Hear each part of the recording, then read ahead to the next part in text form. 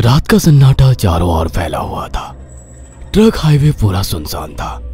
चारों ओर ठंड से हाड़ कपा देने वाली ठंड चल रही थी। हाईवे के चारों ओर घना जंगल था। उसी हाईवे पर एक मर्सिडीज दौड़ रही थी। उसमें 3 लोग सवार थे, राहुल, निधि और उनकी 10 साल की बेटी तानिया। राहुल अपने दोस्त सैफ के घर ईद की पार्टी में शामिल होने के लिए गया था और पार्टी करके घर लौट रहा था।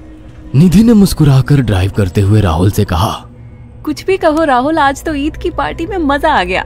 हाँ, मेरा दोस्त बहुत ही बिंदास और हंसी मजाक करने वाला व्यक्ति है। मैंने देखा उसके घर पर शहर की एक से एक बड़ी हस्ती थी, मगर फिर भी वो उन सबको इग्नोर करके हमें इम्पोर्टेंस दे रहा था।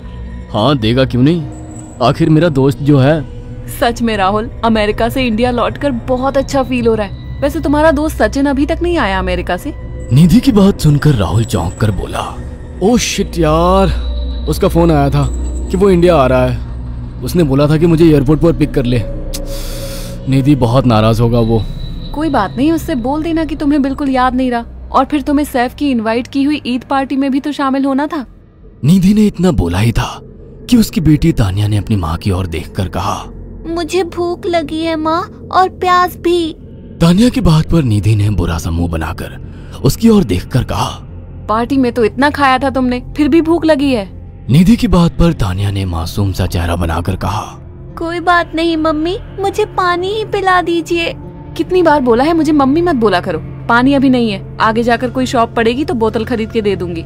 निधि की बात पर राहुल ने मुस्कुराकर कहा, छोटी बच्ची है निधि, इतना नाराज होना सही नहीं है। राहुल ने इतना कहा ही था कि अचानक एक काली परछाई राहुल की कार के सामने आकर खड़ी हो गई। राहुल के पैर अचानक ब्रेक पर पड़ गए। गाड़ी तेज रफ्तार में थी। ब्रेक अचानक लगने से पलटते पलटते बाल बाल बची थी। राहुल के चेहरे पर भयानक ठंडी में भी पसीने की बूंद टपकने लगी। वो दोनों कार से बाहर निकल आए। निधि ने डरते हुए कहा, आखिर कौन था ये? ऐसा लगा जैसे कि कोई भयानक काली परछाई मेरे कार के सामने आकर खड़ी हो गई हो। वो दोनों काली रात के सन्नाटे में इधर उधर देखने लगे। तभी निधि को एक घने पेड़ के पास तो चमकीली हुई आंखें दिखाई दी। उसकी आंखें बिल्कुल भेड़ियों की तरह लग रही थी। निधि ने चीखते हुए राहुल से कहा, राहुल देखो कौन है वो, जल्दी से गाड़ी में बैठो, मुझे बहुत डर लग रहा है। राहुल ने उस तरफ देखा तो उसके रोंगटे खड़े हो गए।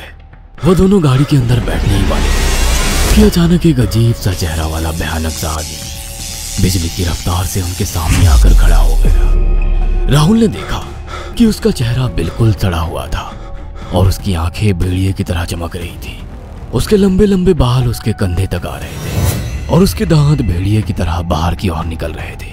हाथों की जगह नुकीले पंजे थे।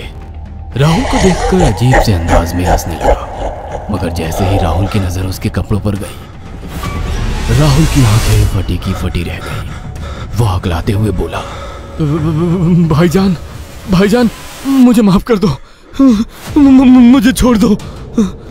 राहुल ने इतना कहा ही था कि अचानक उस अजीब से देखने वाले भयानक आदमी ने अपने पंजों से राहुल की गर्दन कसकर पकड़ ली और एक ही सेकंड में उखाड़ कर जमीन पर फेंक दी।